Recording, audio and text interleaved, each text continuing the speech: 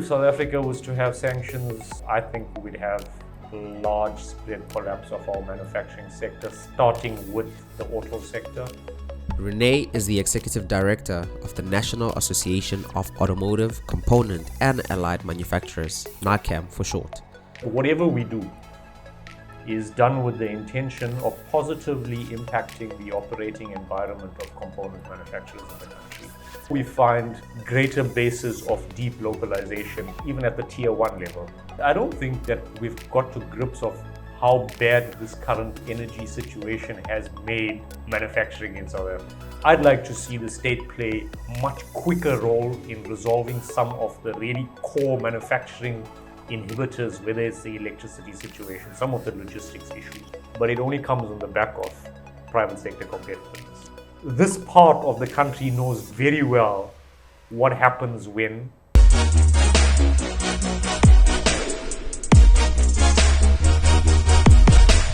Nay, thank you very much for joining us. We know that you come from East London. You must be tired. We appreciate you coming down here. I chose this particular picture intentionally because I saw how they take a vehicle and then they disassemble it into many components, right? And you've been in the industry now, the automotive industry, for about 20 years. There's no way anybody is in the industry for that long if there's no passion. So to introduce the conversation, I just want you to talk about the passion for this industry and why you've been here for so long. Goodwill, thanks to you and Yanesh and the team for having me this evening. It's really exciting to be here. I always enjoy coming down here to Gender Markets. Probably, I think, the third time that I'm here, and it's a treat for me to be here. So thanks, guys, having me. I think you've hit the nail on the head. It is a passion. I personally just love the product. I enjoy driving. So I suppose the role of what I have at NAACAM and the kind of work that we do is probably a marriage of personal and professional interests. My background is I'm a trained economist. I've spent a lot of time in the policy space. I came out of postgrad straight into a very large government department, the DTI, and worked in the policy space for about 10 years. Predominantly on sectoral development policies, mainly autos. So I suppose things like terms like the APDP and the SA Autos Masterplan were kind of my day job there at the DTI.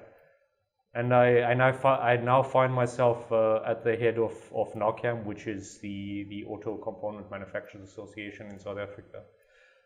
So the passion outside of the particular product, I think my own kind of professional want of seeing economic development in South Africa is very heavily centered on industrialization.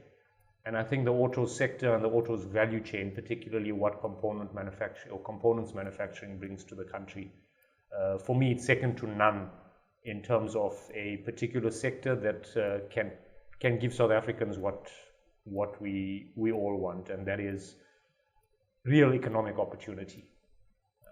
Whether we think from an employment perspective, the ability to create new businesses, skills, technology transfer, my own training and my own experience, just having studied and visited many sectors globally. Like I said, the auto sector is probably a very treasured and key part of South Africa's industrial makeup. So I'm quite passionate about seeing it grow and the work that we do to support, especially component manufacturers. Do you mind maybe expanding a little bit about the automotive supply chain in the context of South Africa and what influences it to be the way that it is? So I think the first thing we must do is we must be really proud of the supplier base and the components production environment that has developed in South Africa. And I was talking about my excitement at coming here. I've said this to Yanesh and Quentin a couple of times. This particular setup, Gender Mark itself, is for me a perfect example of what we should be having a lot more of in South Africa. And I'll talk a bit about the current makeup, but I think this is a little gem that we have in South Africa, just from the ability to transition into spaces of global manufacturing. I always think about when I'm coming here, for me it's like going to the Batcave. It's a bit of a nondescript part of town, and yet when you get in here, your exposure to technology and the kind of production methodology that you guys are busy with, and you put on those goggles and you're able to repair the machines kind of virtually. That's just really exciting stuff, and it's the top end of a South African components environment or value chain that is a lot more sophisticated than many people think. I think we must celebrate that we've got vehicle manufacturing. I think Ford in South Africa. I actually just came back from a Mercedes-Benz 65th anniversary event earlier today. The BMW plant Roslyn turned 50 about a month ago. I believe Ford is in South Africa for 100 years. For some reason, this year has been all about milestones. So we've got autos manufacturing for a fairly long time in South Africa. And with that has developed a very strong, complex and sophisticated component space. I think by virtue of not having a South African OEM of our own, has introduced a dynamic that our supplier base has over time kind of migrated to being one that's multinational dominated, especially at the tier 1 level. And that has its own set of advantages in that it's brought on very quickly a level of competitiveness and quality. South Africa's got a very strong reputation for quality production in the auto space. So we've got a supplier base that's kind of been dominated by multinationals. Let's talk about the last 25, 30 years or so. And maybe, I mean, it's a fair statement to say that we may have hollowed out to some extent in terms of the lower tiers, tier 2, tier 3 South African owned businesses. I think that's a big objective, not only of NAACAM, but stakeholders across the sector, that we try and deepen that base of production. Try and get more tier 2, tier 3 companies. I think one objective that we all need to really kind of be thinking about is how do we position South Africa in the global value chain. We've got the base set. We are by far the strongest automotive production hub on the continent. We've got OEMs and suppliers here that many other countries would love to have if they could, and there's a lot of competition. I mean, you guys would know this. You've got the kind of companies here that could easily migrate and go somewhere else. So we need to do a lot to ensure that we continue to keep the base that we've got in terms of production, and try and scale up, try and leverage it a bit more. And like I started off with my example earlier, the kind of R&D intensive 4IR type, both from a production, from a process perspective, I think we'd like to see a lot more of that developing. But ultimately, it's a good base, it's set, it's diverse. You've got probably close on 180 tier 1 manufacturers here in South Africa, big listed companies, globally owned, smaller, emerging type companies. So the base is really strong. I think maybe let me just close on that kind of theme by just giving my own experience, and I think Yanesh, you could probably relate to this. We must have been doing our undergrad studies 25, 30 years ago. You're giving our age away. Yeah, but I mean, it's a fact, and I think back then, if somebody said to you, "Listen, Yanesh, do you want to work in the auto sector?" Even if you didn't know too much about it, you may have said yes. Yeah. And somebody would ask you, okay, so which company do you want to work in? Chances are it would be one of 7 companies. And I think we all know those 7 names. The OEMs in South Africa are typically the rock stars of production. I don't think that's changed yet. I think kids today still think about autos as the vehicle assemblers. And it's one of my kind of personal missions that at some point, when South Africans think about autos manufacturing, it's just not those 7 names. it's including a very strong base of component manufacturers that we have. Obviously, the one of the drivers of the automotive policies that we have is to deepen the value chain. Maybe just talk to us, what is deepen the value chain for? I mean, it's a term we throw around, I think we used it, but maybe for people that are not familiar with it, what is deepening the value chain, and what does it actually, how does it benefit us? Why do we want it so bad?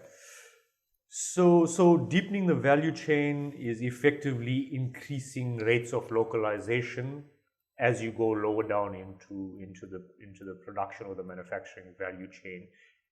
If you think about it in an autos context, you've obviously got the pyramid where the OEMs are right at the top, and then you've got this base of tier 1 manufacturers who are effectively sub-assemblers of components and materials that come from sort of the lower tier 2, tier 3 type manufacturers. In South Africa, over time, we've seen a hollowing out of those lower tiers. So let's think about deeper value chain capture or deeper localization from the context of what it does to increase the business case for vehicle assembly. Let me tell you what I mean by that.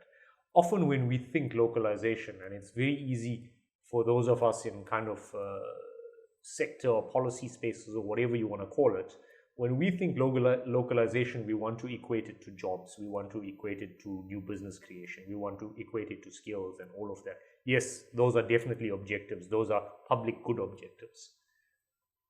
Ultimately, deepening the value chain or deepening the competitive participation into what eventually becomes a vehicle is good for the vehicle assemblers themselves.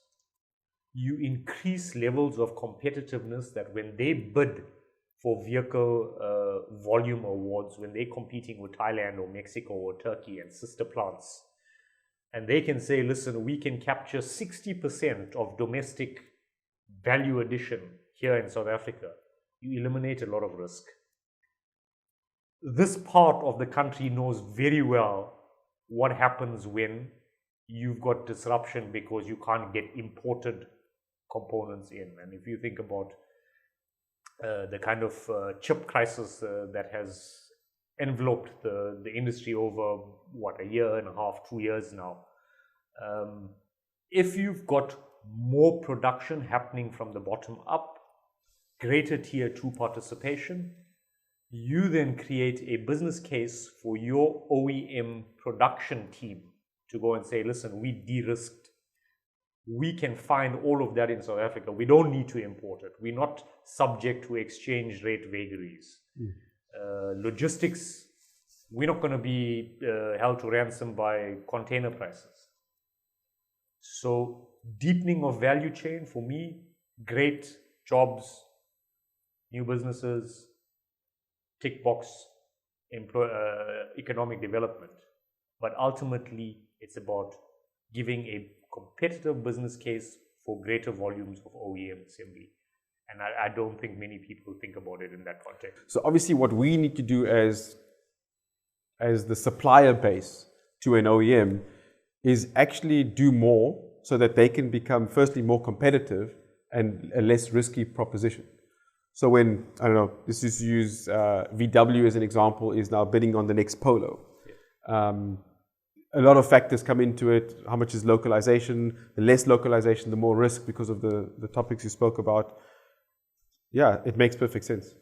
I mean, think about it. Let's use a and even if it's cost neutral. Yeah. So if a cylinder block imported versus a cylinder block local is the same, it's still a much less risky option. And you've created jobs and et cetera, et cetera. Absolutely, absolutely. And that's the meaning of competitiveness from a private sector perspective. Yeah. And again, I go back, the public good will come and we all want that. But it only comes on the back of private sector competitiveness. Yeah.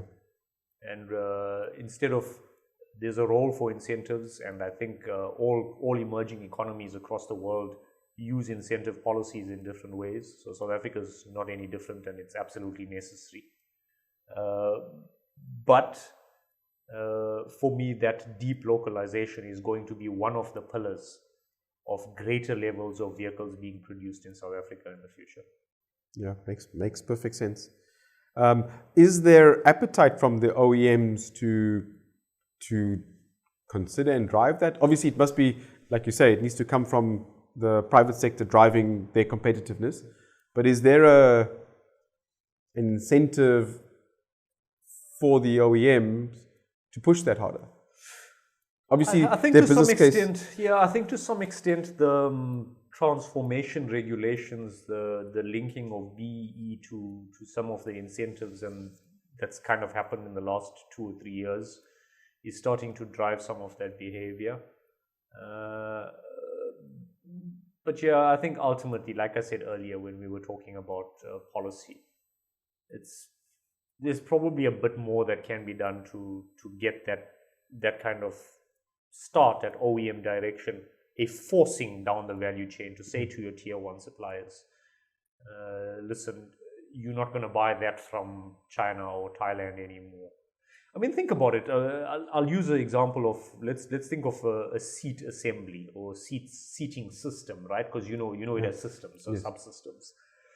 If you think about the seating assembly, and possibly, I mean, it differs from OEM to OEM.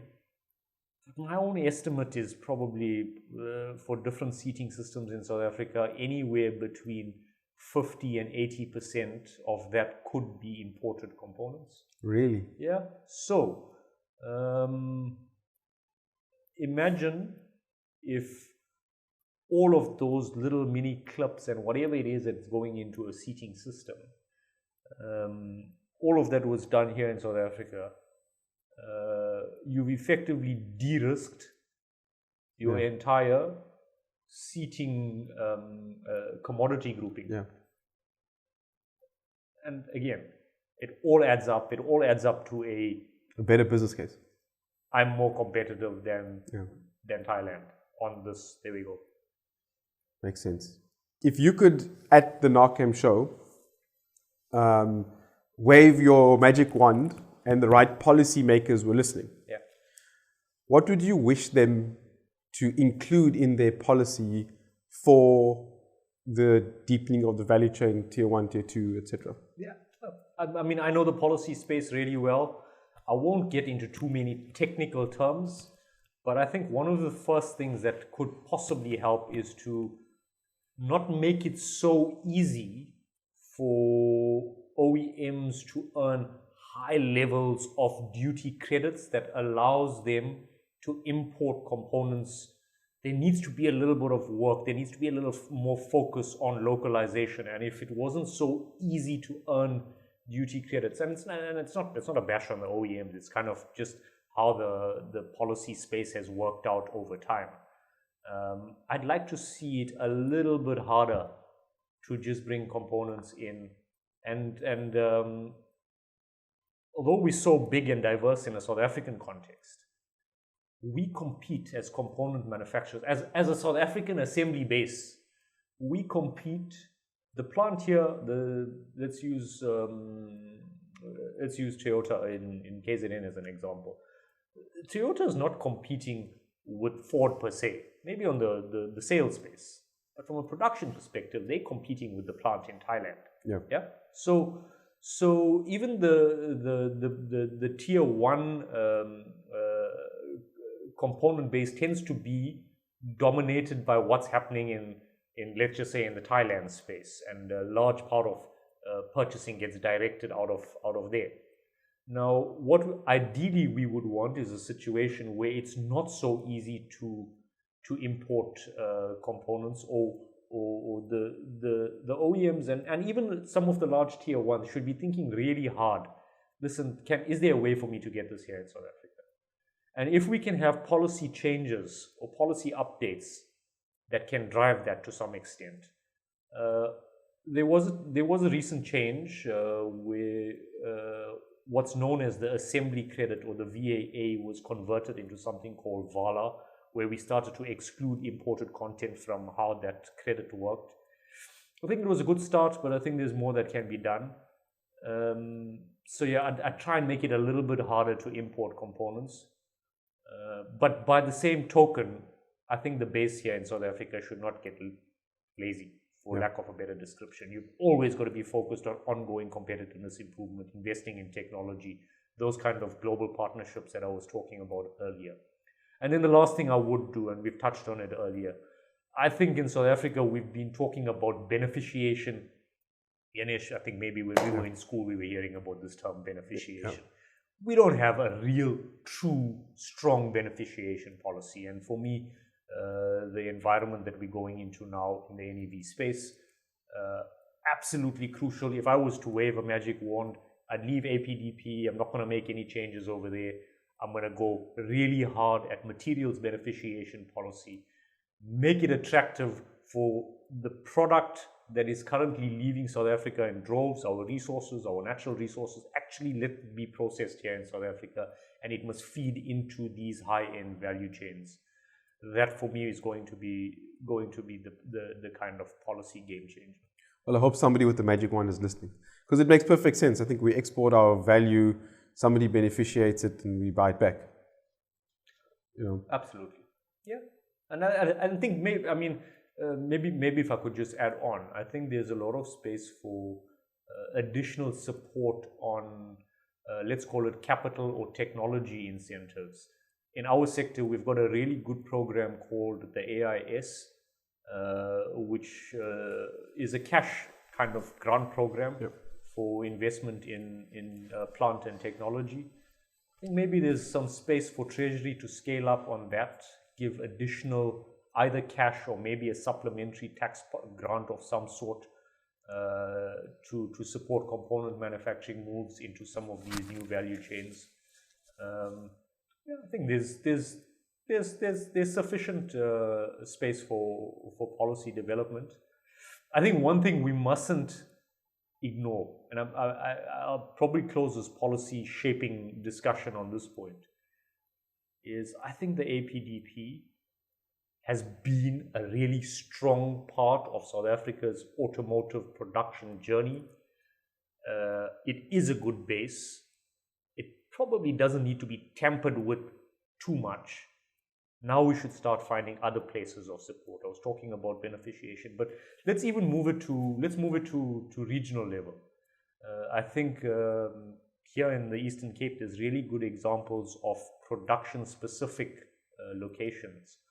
Whether it's East London, IDZ, Kucha here in PE, I think these individual regional bodies and provincial governments have a role to play. Maybe not to always be looking at a national policy or what is DTI doing.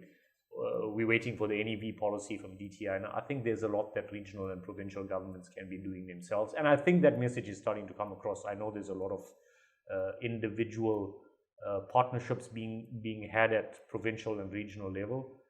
And maybe the last thing that as private sector stakeholders and representatives and participants, we should start thinking about is policy wand has a space, but I think there's also some space for some greater private sector collaboration, cooperation. I think about, for example, let's go back to the mining example.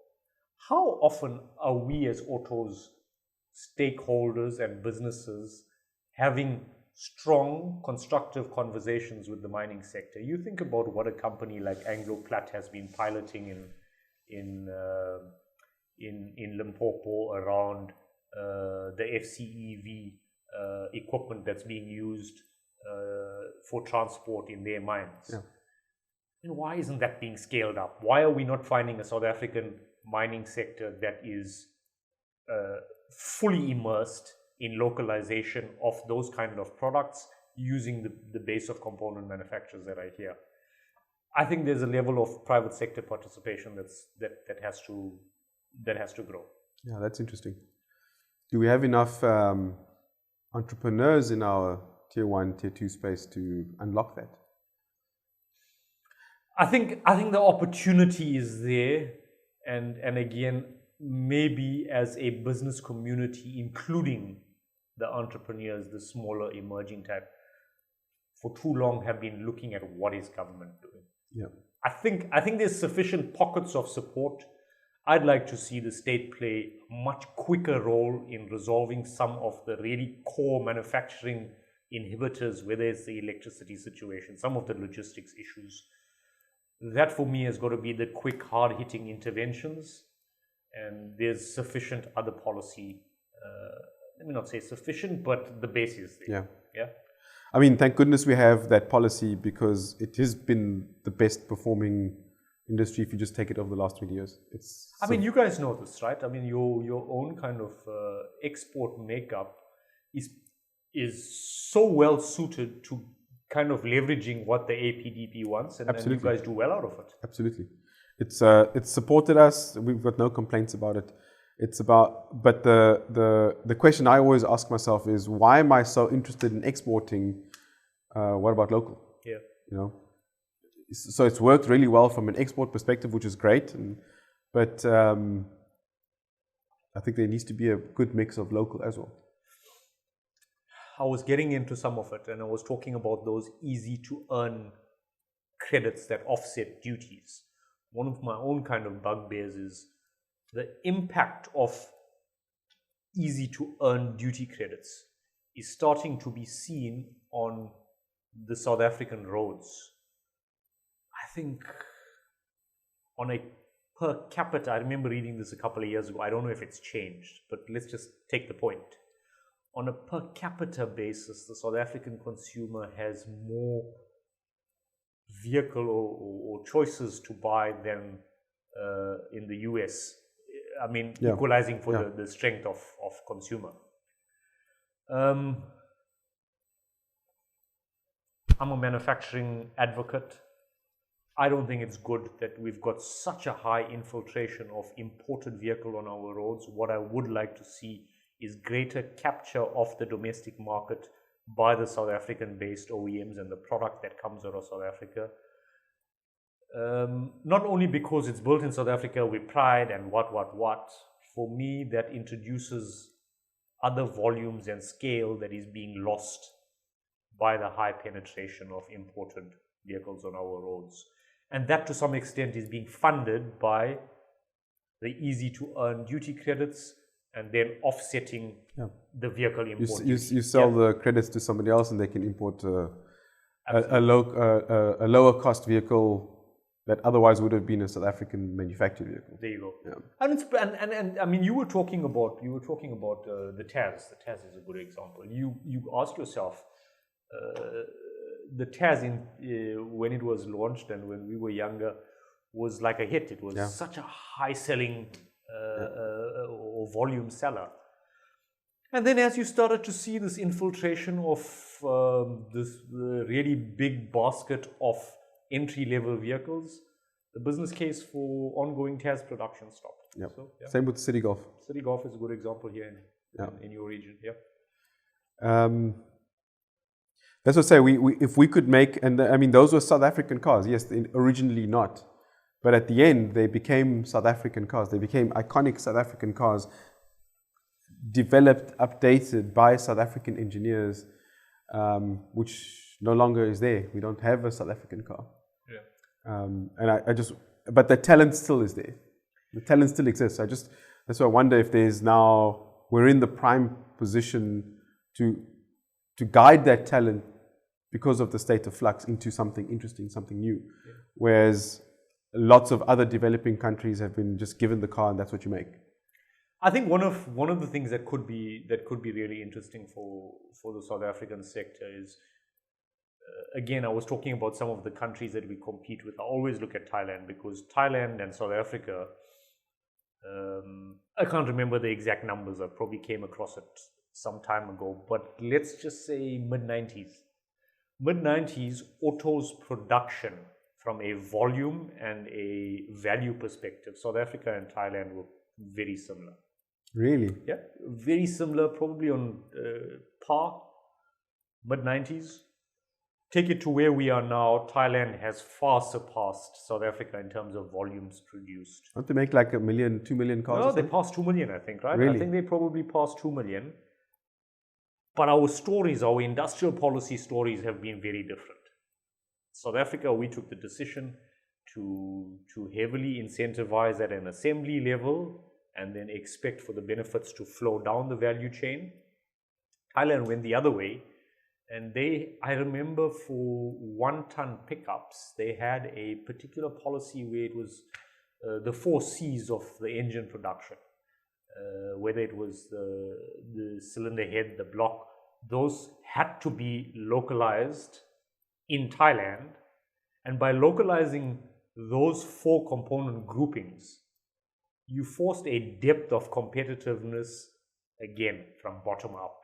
You can't feasibly build an engine without or you will very feasibly build an engine if those are all localized. It makes business case sense. Of course. Now, what happened on the back of that?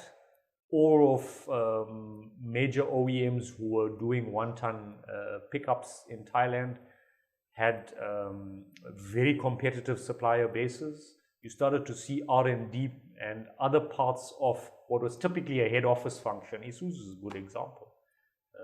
Their R&D function for the 1-ton pickup moved into Thailand. Wow.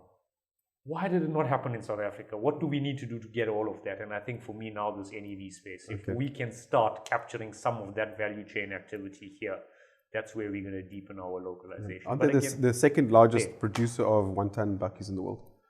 I don't know if you know this. I mean, I'm not sure if that's still the case. I remember when I got married, we went on honeymoon to one of the Thai islands. And when you call a taxi from the hotel, it was a really well-spec'd 1-ton pickup, right? And why was that?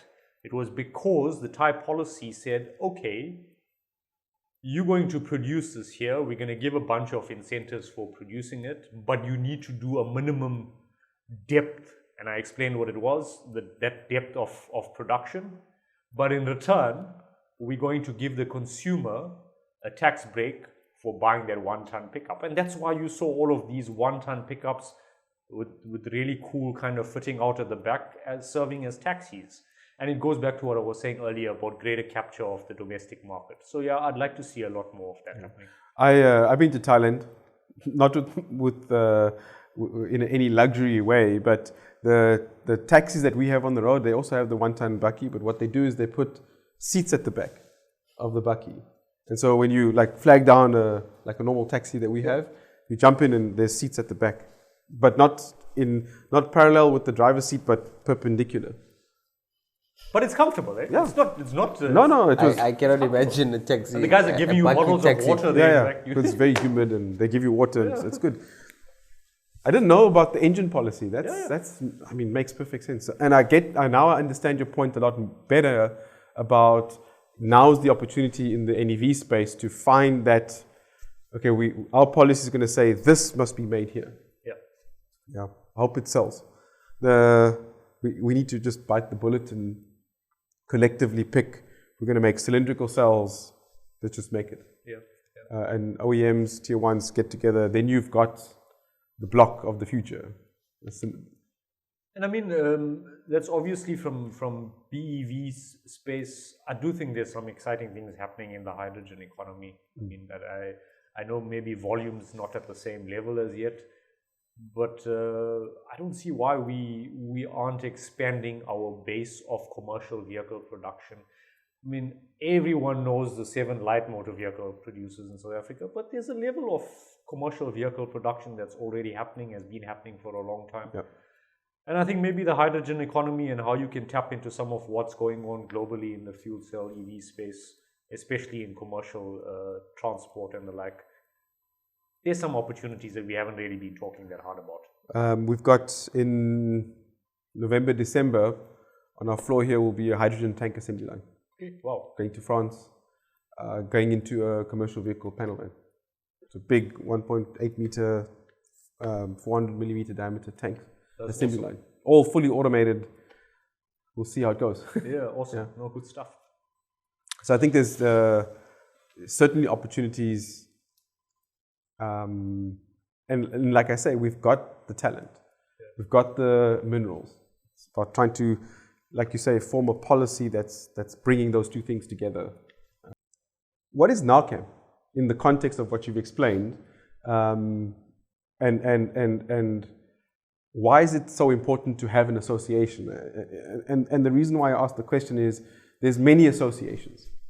in that I think you're one of the few associations that we belong to. There's many associations we have to belong to because you have to be there. It's not right to not be there, just politically speaking. However, with NAACAM, there's not even a doubt in our minds about being part of it, because there's a greater goal that we feel that you guys are driving. And I don't want to kind of diminish that. What is the goal? What is the mission? Why NAACAM? Whatever we do is done with the intention of positively impacting the operating environment of component manufacturers in the country. And I mean, at the most basic level, that can be interactions on policy, regulatory issues. Every 3 years, we work with our close colleagues in the sector with labor to thrash out a 3-year agreement, having interesting conversations with Mr. Irvin Jim and his colleagues. I mean, that's typically what an industry association like NAACAM can do at the most minimalistic level, but I think we've grown far beyond that, and the idea of positively impacting what our membership does, or the wider component space in South Africa, that tends to take its cue from where the country wants to go with autos manufacturing. I think we all have heard of the term SA Autos Masterplan, which is the sector, obviously led by government, our kind of long-term blueprint of what we want to see the sector. I think it's up to 2035, but even if we go beyond that, I don't see the objectives changing too much. The idea of having a really vibrant base of vehicles being assembled in South Africa with even greater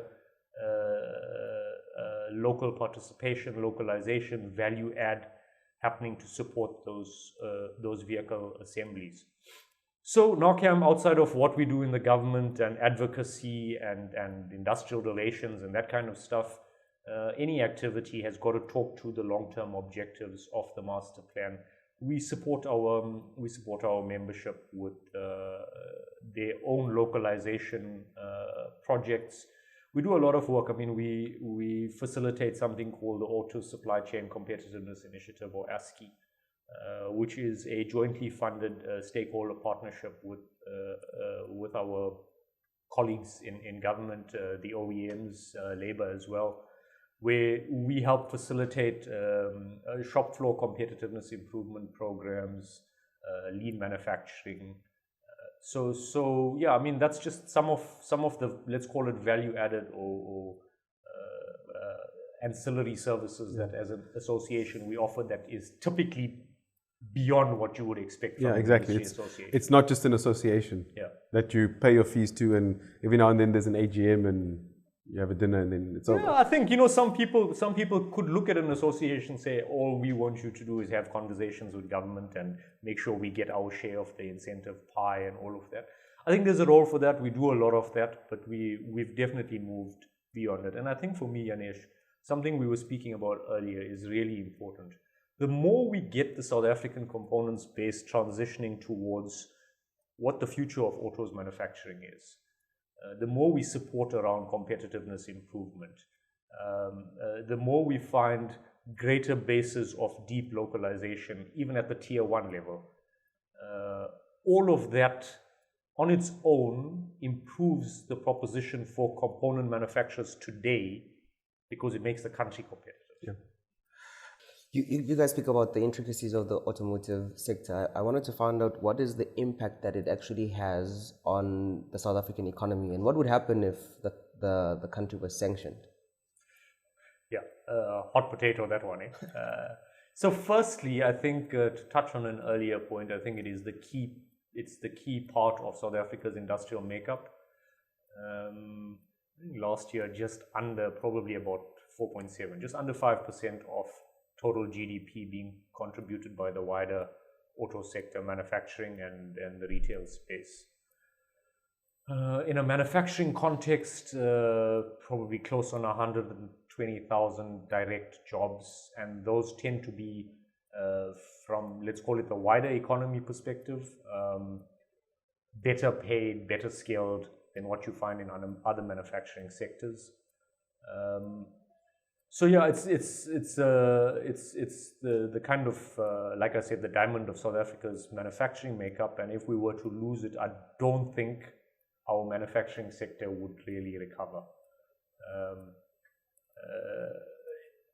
I was saying 4.7%. It was up.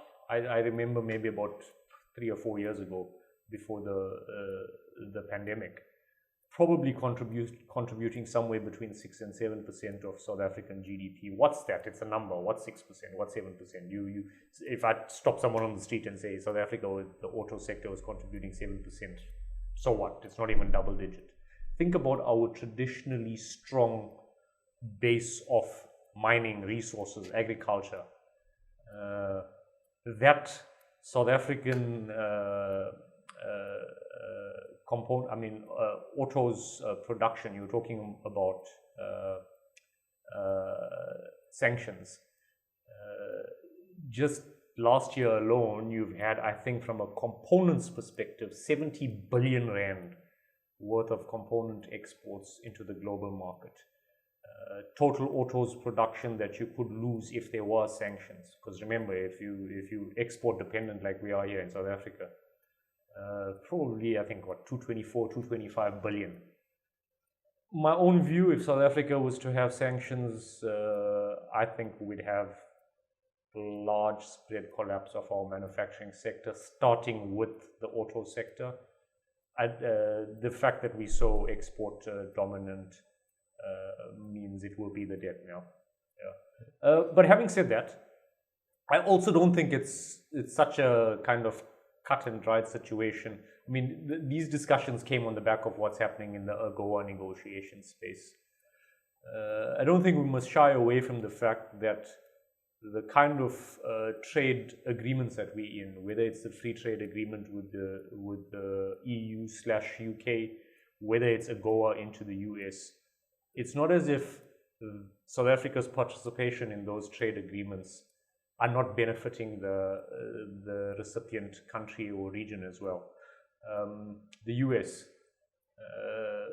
the consumer in the US benefits from the duty-free production that's being exported into the US. You've got all of those jobs. If you think about replacement components that come out of South Africa going into the US at preferential duty, that eventually becomes expensive. And that then feeds on in terms of their own employment situation, the cost to the consumer. The fact that you've got US headquartered OEM here in South Africa and their supplier base being able to access that US market at the kind of preferential duties, again, it's a benefit to the US as well. They derive revenue out of production in South Africa. So yeah, my own view is I do think there's a role to be played to amplify and strengthen how important it is for South Africa to remain in those trade spaces. Our policies need to talk to the economic reality that we cannot be losing key markets. But ultimately, I think our participation in those kind of arrangements are mutually benefit or of mutual benefit to our partners as well. Yeah. On the same theme, how does the new equity bill affect the automotive industry as well? So I think let's start off by saying I do believe some of the objectives behind the changes in the Employment Equity Act are to be respected, and we all understand, I think, the history that we're coming from, and maybe certain sectors of our economy haven't been as quick to transform from the let's call it voluntary equity responsibilities that have been about for so long, and now you've got a government looking to almost dictate and say you have to follow these particular scales of employment from different racial groups. So I do think it's an important objective. But the reality is, especially if you think about component manufacturing, again, it's such a diverse base. You've got big global multinationals who can afford to have the resources in place to kind of be able to match some of what's coming in the employment equity targets. And then you've got a range of medium-sized companies who are already facing so many other competitiveness challenges. The issues around electricity supply is a really good one. The inability, I mean, you don't have large management teams. There are people who have not kind of left their jobs as yet. All of that brings its own kind of intricacies on, can a company within 3 years or 5 years immediately reflect these particular targets? So I think it's going to be a bit of give and take to some extent. It's not going to be a simple thing to say, here, there's now these targets that you have to follow. I do think, and there's been a lot of business commentary that's come out in this space. Maybe some of the processes that have been followed in terms of what the targets that have been promulgated need to be re-looked at. NAACAM has had a formal position into this and have asked that as part of the wider automotive and business grouping, maybe some of the legality around how this came into play needs to be looked at. Ultimately, I don't think, like I said, I don't think we can get away from the fact that we need to reshape what some of the workplaces look like. I think it just needs to be some level of reasonability. The one thing that was slightly difficult for us as this whole kind of bill and then act came into play is that there was always an intention that it was going to be fit for purpose from an autos manufacturing perspective. So we were always thinking those targets would almost be, okay, let's use OEMs as the main drivers of the value chain. Then you've got the component producers and their own kind of sub-suppliers to almost fit that value chain. Let's have a look at what can be done in that value chain. And then what was published was actually just a general manufacturing target grouping. And manufacturing in South Africa is so broad. You can't expect a 80-person component manufacturer to compete with a huge kind of 1,000-plus steel producer or whatever the case may be. And now we've all been grouped into this big manufacturing thing. I think there's a lot more work that needs to be done before this thing can become sensible. Yeah, my take on it is as much as what it might seem to be the right thing to do, just from an equity perspective, I think they're solving the problem top down. I think they need to solve the problem bottom up. So if there's adequate education from a school level, from a tertiary level, the numbers will work itself out. Yeah. Nobody's deliberately not employing equally. It's what the market is providing. Yeah. So there's, just from my perspective, I think it's unreasonable to add the additional burden to an already struggling manufacturing sector to solve an education problem. Yeah. In addition. You probably can't say that, but from an association perspective, but me as a private business owner, it's I'm already burdened. I've spent more money on alternative power, solar, diesel generators to keep our facility running than what I am doing in developing my IT infrastructure. Yeah. That helps me go forward, helps me become competitive. So I'm now spending money to survive, and now I need to spend money to fix the education system, which is... No, I think you're absolutely right. And then it's not as if, even as an association, I think it's a really valid observation. And I think you'd see, and again, the components base throws out so many different cases, yeah. Right? I think there's a whole lot more of you like, or your type of organization out there. I mean, we literally, I don't think that sometimes we've got to grips of how bad this current energy situation has made manufacturing in South Africa. It's become a real challenge. It might be worse than sanctions. Yeah. At least with sanctions, you know. With the power situation, I don't even want to say the numbers that we're spending to survive. I'll share a story. So we have a global OEM. We were doing a project for them, a production line. Highly complex automated production line. They were on their way to come sign off the production line.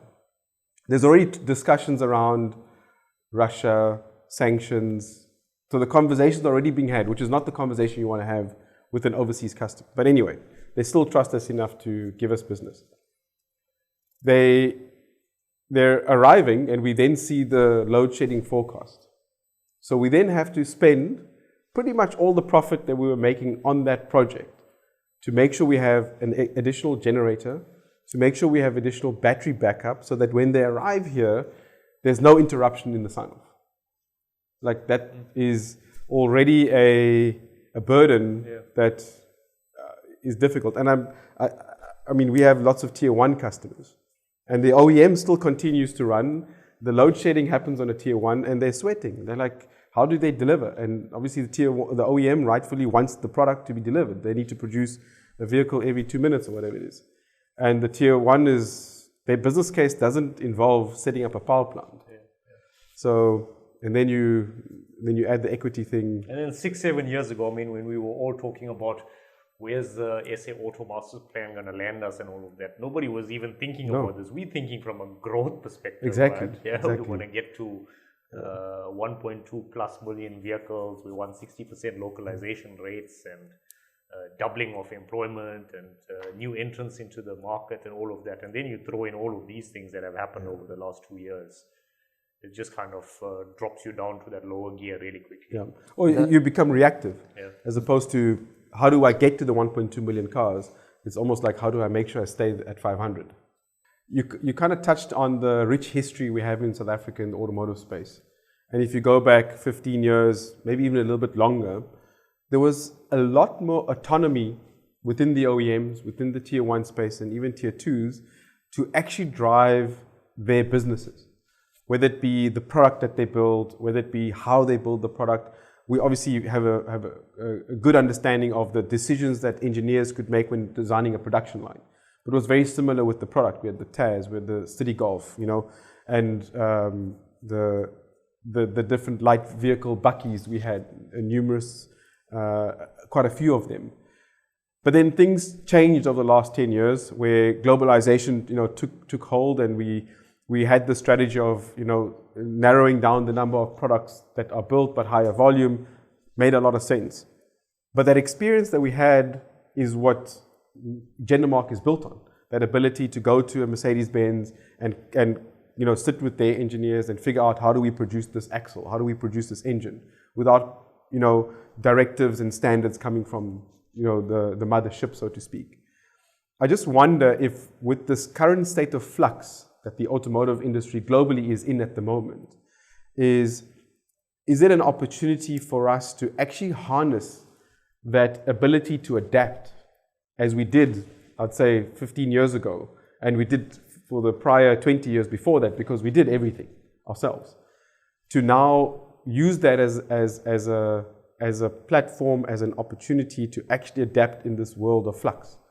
And I just wonder your opinion on how we've transitioned from where we could control everything to following globalization standards. The whole world, or the mothership, says do it like this, and now the mothership is confused. Yeah. Which way do we go? Just your take on that. Yeah, I mean, it's a really interesting question, and I suppose it goes to the heart of, I think, some of what has been the policy outcomes that we as a country took 25 years ago or so, which is exactly to your point. Let's rationalize platform, choose, let OEMs produce 1, maybe 2 platforms at scale and import the rest. That's typically what the APDP and the MIDP before it was anchored on. It's an import-export complementary mix. I think it's done a good job of maintaining this base of assembly that you've kind of touched on, but it has led to a situation where lower down, especially I think some of the subcomponent suppliers, what we call tier 2, have not really been able to get into some of those decision-making processes. And it's often left to a global decision. The global decisions. Someone in Stuttgart, and the supplier base in Stuttgart is determining what you need to be doing here in South Africa. Your OEMs, global purchasing teams are already telling their tier 1 suppliers here in South Africa, you're going to buy from that tier 2 supplier in China or whatever. So I think, to the point, 25, 30 years ago, we had a variety of models being produced at lower levels of volume relatively. We've gone into the scale production, but we've lost the ability to influence a lot of the purchasing and design decisions.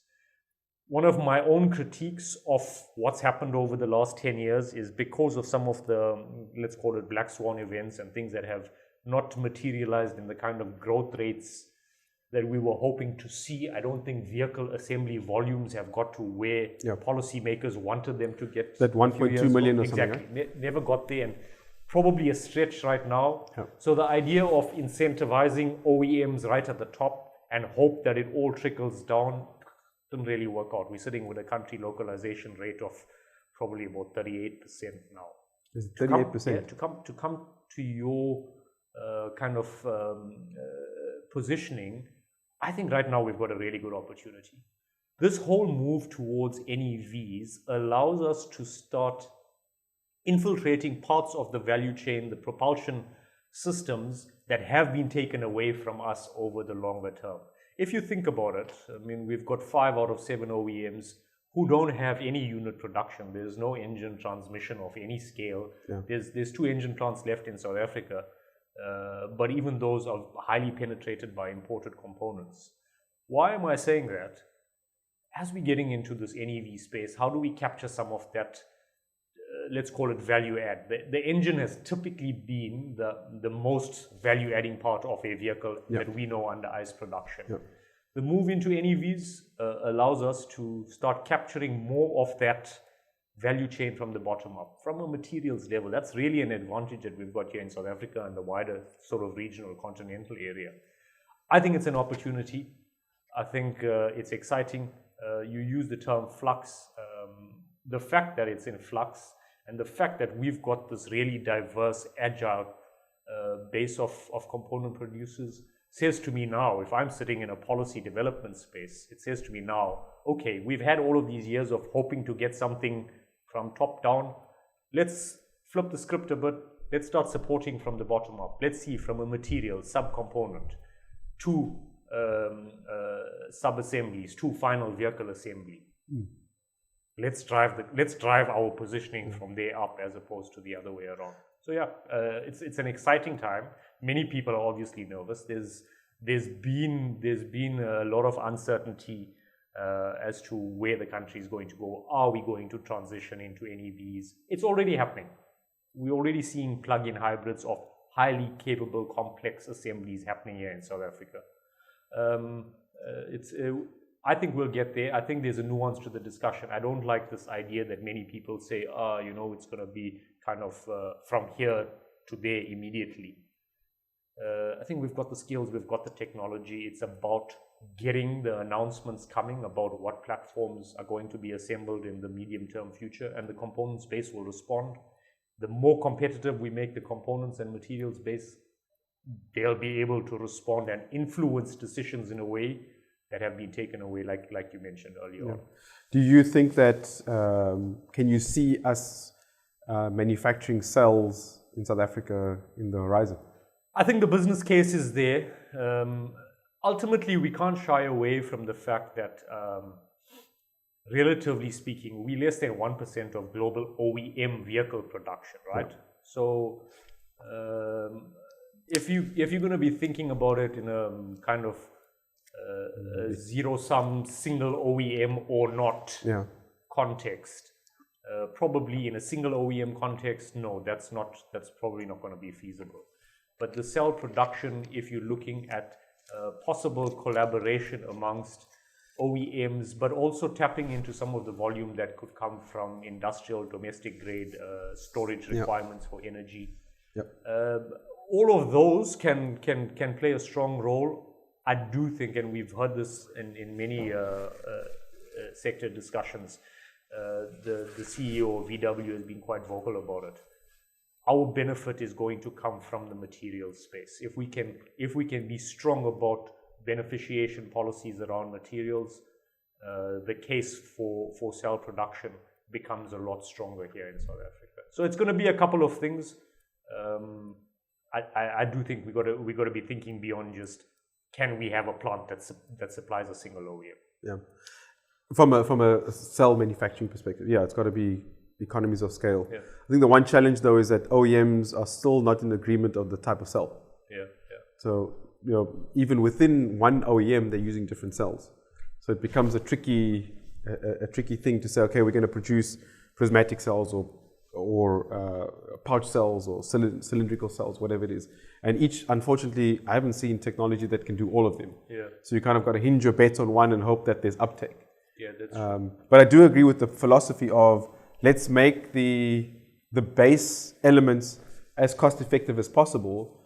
And if you do that, then why wouldn't OEMs come? Yeah. As opposed to please come OEM, I'll try and make it cheaper.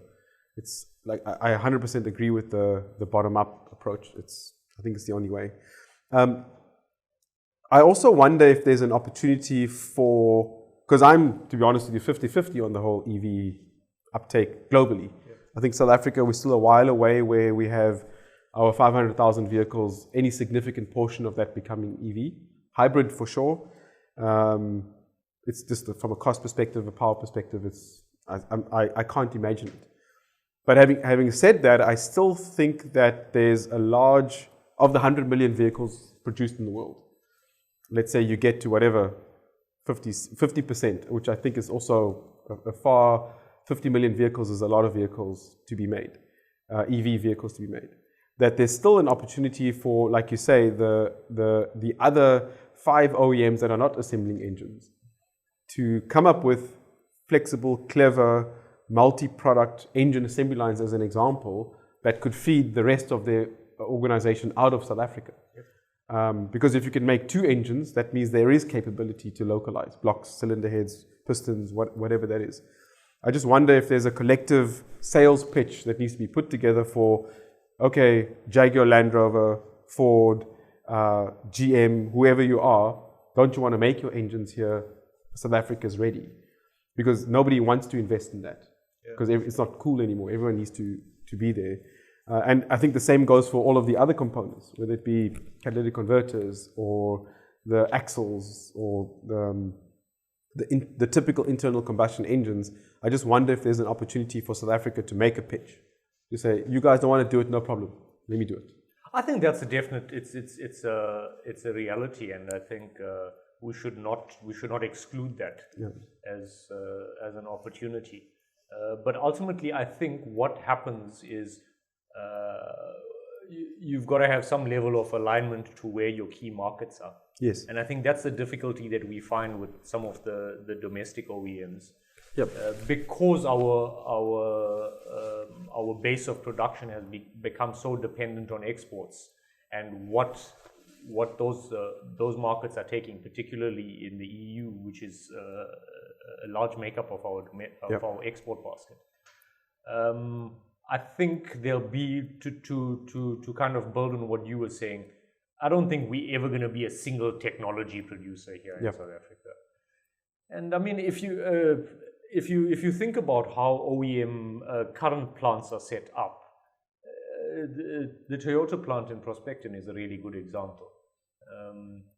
There's different propulsion assemblies that all come together at the end. So whether it's the hybrid or the internal combustion version of a particular product, it's still coming out of the same plant. And I think what we're likely to see is with all of the let me not say all, but I think most of the OEMs in South Africa are never going to be single propulsion. It's either going to be a combination of a certain number of hybrids, ICE. There's markets that are still taking it, including South Africa.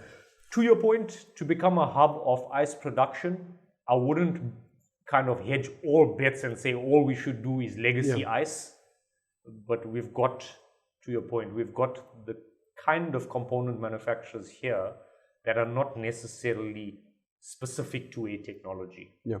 And there's a lot of opportunities. I mean, maybe I should share this. I don't know if you guys know this. There's actually a company that's based here in Uitenhage that's exporting wheel hub components into the Ford F-150 lineup in the US across different propulsion assemblies. So you've got those going into typical or traditional ICE pickup trucks, And the lightning. going into the Lightning as well. Wow. I mean, that's a perfect example of a multi-technology component that says, hey, it doesn't matter what the final propulsion technology is, we can still play a role in whatever is being assembled. How do they do that? Like if you were to use that as a case study for any other tier 1, tier 2, they're probably tier 2, right? They're tier 2.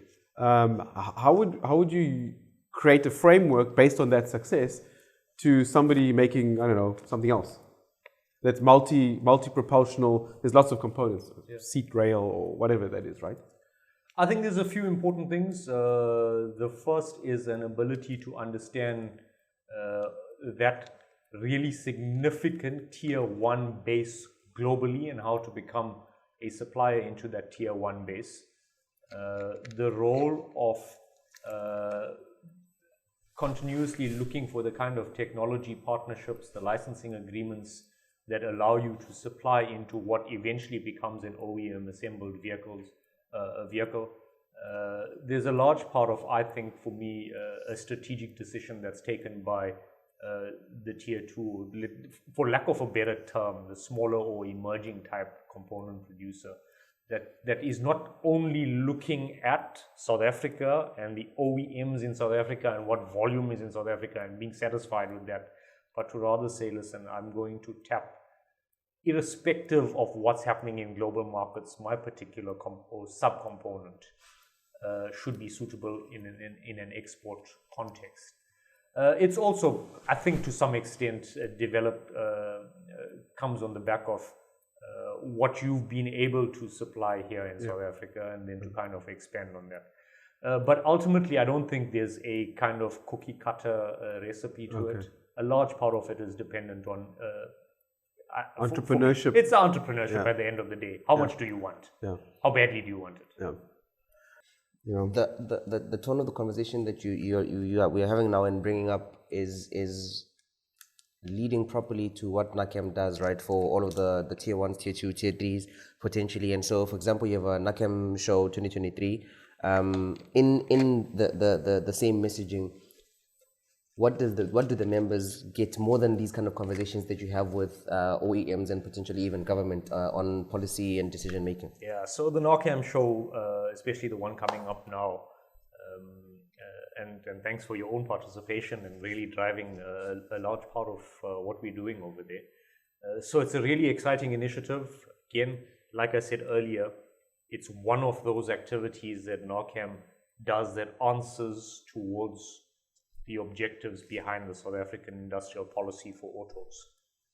So the show itself is it's a visual showcase. When you walk onto that exhibition floor, you're going to get a sense of how big and broad and capable the South African auto components manufacturing base actually is. So the NAACAM show, just to kind of touch on it, is not a typical trade show. I always say to companies who are looking to be there, if your expectation is you're going to go there and you're going to get $100 million new contract, the auto sector doesn't work like that. At least not the OEM type of purchasing environment. But what it does do is it allows for a level of understanding of how important component production is, the kind of networking and intra-sector relationship building, not only of our members, but the kind of stakeholder, public sector and other private sector partners will be there. Some of the conversations that are going to be had, especially this year, the NAACAM show started in 2017. We did 2017, 2019. The world was very different back then. 2021 we put on hold and then restarted again because we do it every 2 years. This particular year, we've already been kind of oversubscribed and past the numbers that we've had in terms of manufacturer representation.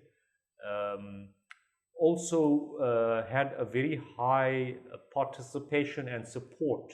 Many of our OEM partners have said to their own kind of smaller black-owned industrialist type suppliers, help them get onto the platform that is the NAACAM show. showcase your own capability and build networks with the tier one base. I think one of the important things that is likely to come out of those relationships that can be built at a platform like the NAACAM show is deeper localization from across that tier one base, which we need to start seeing. The kind of conversations that we're going to be having, there's global subject matter experts on NEVs, there's really strong panels talking about what are the implications for some of these changes that we're seeing, the flux that we're seeing, what is the implications for component manufacturers. Ultimately, the NAACAM show is about heroing component manufacturing. There's a whole host of autos events out there. Most of them tend to be kind of consumer driven. And we're very, very particular about how we position this event. If you don't have a base of South African manufacturing, you can't exhibit there. But equally, by exhibiting there, you are part of this visual showcase that I was talking about. And ultimately, we're hoping that the attendees are going to get value for money in terms of what they learn out of some of the panel discussions, interesting conversations to be had around what's happening in the 4IR space, how do component manufacturers take up transition into the kind of production methodologies, process changes that will make them more competitive over time. I do think there's going to be an interesting conversation around what's happening for us to kind of satisfy not only production in a energy constrained space, but some of what the global markets are requiring in terms of carbon emissions, the regulations behind that, the changing purchasing requirements. So yeah, we've got a really exciting kind of event lined up and a lot of fun as well. Ultimately, we look to see as many of our members and those interested in the autos manufacturing space there. What I can tell you is that we obviously took part in the 2019 show and we got one of our biggest orders ever. And I said it wasn't a trade show. Yeah. Okay. The intention wasn't to actually get business. I mean, as you say, it's not that kind of event. But we managed to network with the right people and got, during COVID, ironically, one of our biggest orders based in South Africa. So whoever's watching this, the main exhibition floor is already full. We've opened out onto kind of a lower annex, and that's almost full. If anyone was thinking of it from a trade show perspective, listen to Yanesh's story. There might be 1 or 2 stands left. So yeah, it was fantastic. It was, like you say, it's to make the hero of the tier one. Yeah. And I think it's so necessary. It's kind of, it's very difficult to put the ROI to it. You know, you say, I'm going to spend so much money, take part in it. What do you get out of it? It's difficult to do that calculation, but when you're at the environment, when you're at the conference and you're walking around and you can see the enthusiasm, the technology, the impact that these guys that make these components are having, it brings it all together in one area, and then you leave with a much. Last time I left with a much more positive. Let's go do this thing, which is I think what we all need at the moment. You can sense by my tone I'm relatively negative because of the environment, and I'm really looking forward to getting together with probably people I haven't seen in a long time, great speakers talking to us about the future. I'm pretty convinced that you should do it every year. But it's probably too much logistics, but yeah, I'm really looking forward to it. It's going to be good. Yeah, and thanks for the support. Yeah. Renai, thank you very much for coming to the show. We really appreciate it. Your contribution has been ridiculously amazing. And that's why we take people talk. Appreciate it. Thank you so much for having me. It's been an enjoyable experience, and thanks for letting me come to this funky plant of yours again. Thank you, Renai. Thanks, guys.